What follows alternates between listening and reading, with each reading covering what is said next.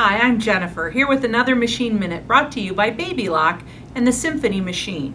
When it comes to joining rows together for our quilt tops, we've been taught to nest our seam allowances together and most commonly to place a pin so that it goes through the seam allowance on both the front and the back to hold it in place.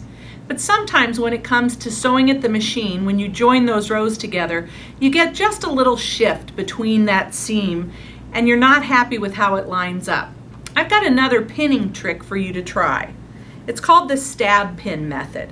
Where your seams come together, rather than placing the pin through both seam allowances, stab one pin right through the seam allowance and then directly into the seam allowance on the opposite piece.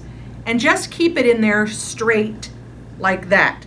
Don't bend it back as you would normally. Then place your pins in on either side of the seam allowance. That way that stab pin will hold those seams perfectly together.